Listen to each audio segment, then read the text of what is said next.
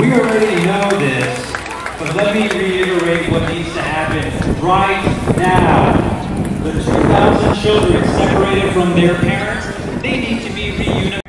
But let us not exhale, keeping families. Some of us are white, some of us are black, some of us are brown, and in the richness of our diverse experiences and backgrounds, we are all here today united with our sister rallies in every state in our union to say as one, together and free.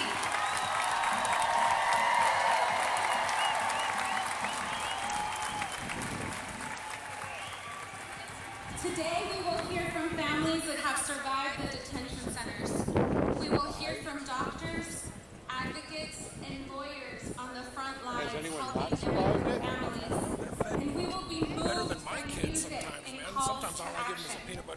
Has anyone died in detention centers? And song, we hope that we will find the strength and perseverance to continue our long march. Policy needs to end right now. Did you see that? I guess.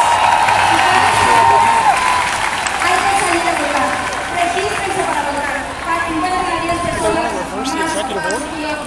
I don't know.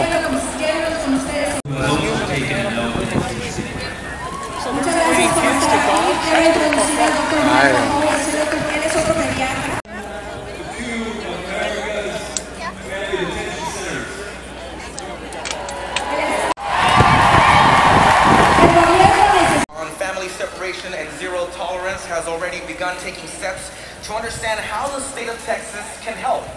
Legislators who champion this cause will be looking for legislative solutions to protecting immigrant rights and maintaining oversight over federal facilities that operate.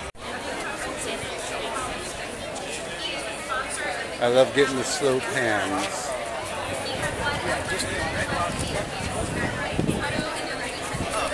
Support your local entity.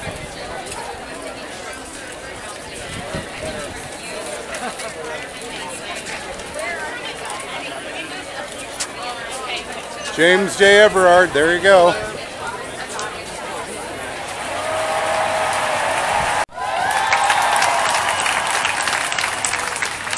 we have a representative from Congressman Lloyd Doggett's office. So in Austin, our city council members and our mayor have made Austin a freedom city by passing two.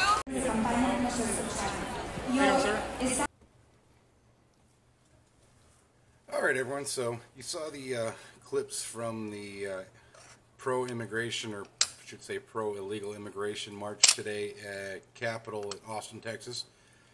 For the most part, it wasn't bad. I had a lot of good conversation with people. I don't like sticking my camera in the face of people when I'm trying to have conversations with them. It tends to be intimidating, and it really distracts from what I'm trying to talk about. So I didn't really record those. My friend Greg, he had a chest rig on with a GoPro. He talked about them. But for the most part, it was mostly people that had the same ideas that, you know, conservatives did. Where, you know, it's like, we don't have a problem with immigration. We just don't want illegal immigration. And most of them, believe it or not, agreed the same thing. They don't want people to come here illegally. They want people to be able to come here and seek asylum and do what they want to do. They just don't think they should go to jail for it, which I agree to a point that if someone comes here and they want to seek asylum, that they should be able to do it, but I don't think they should have to cross the border illegally, be here for X amount of time, and then get caught and go, oh, well, I'm seeking asylum. So that was kind of one of the big things. So I think we could kind of figure out a way of working around that. I'm not in the government. I'm not the smartest guy in the world, so there's smarter people than me that can figure it out. But regardless, it broke down to that. Then there's mostly a lot of misinformation. I spoke to quite a few people who said that President Trump's executive order about him stopping the separation of families didn't exist, that it was make-believe, that he just signed a piece of paper trying to get credit. I didn't know what to say to those people, and there was quite a few of them. In fact, they announced it, saying that they want to reverse that executive order. I don't know why, because the whole thing they wanted was to keep kids with their families and he signed a bill to do that, but yet they wanted to get rid of that bill. I don't know. That one was just kind of right over my head. It confused me, but for some reason I think a lot of this has to do mostly with just spite for Republicans, spite for President Trump. For the most part, the rally today was absolutely useless. It was just people who were social justice warriors who wanted to come out and hear themselves talk and say they did something, and it was probably already in the works before the executive order came out. So they're like, well, we're gonna do it anyways because like we planned it and like stuff because yeah.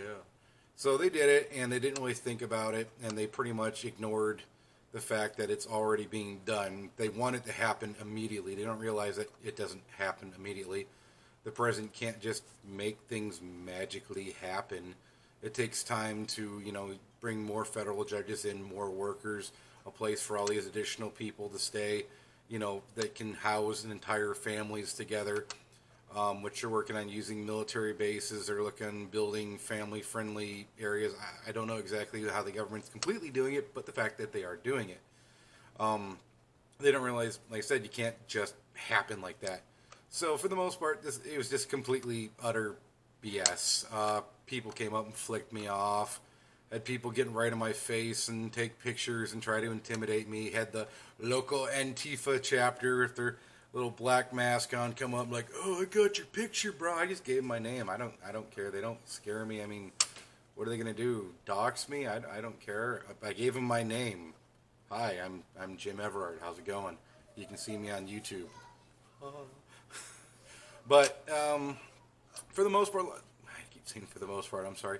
We all kind of had the same idea. The people who were more intelligent and weren't just like, I hate Trump, I hate Republicans, do stuff now because I said so, that they want to be able to help refugees come in. But we have to understand that we can only bring so many refugees in per year. We can only handle so many cases. We can only deal with so many people at a time. And that's going to be something that we're going to work on. And, we're not going to be able to handle everything at once, but it is going to happen. It's a slow process. And I think Trump's doing his best to try to alleviate the situation and keep families together, and at the same time identify people who are trying to use kids to pretend they're families or coyotes or sex traffickers or whoever the situation might be. There's a lot of different facets of this that can be issues that they're going to have to work out. So, like I said, this rally was pretty much just a whole lot of smoke, mirrors for something that's already underway. That makes people feel better because they got out there and did something. As usual, questions, comments, or concerns, go ahead and leave them in the comments section. It's Not So Slim Jim.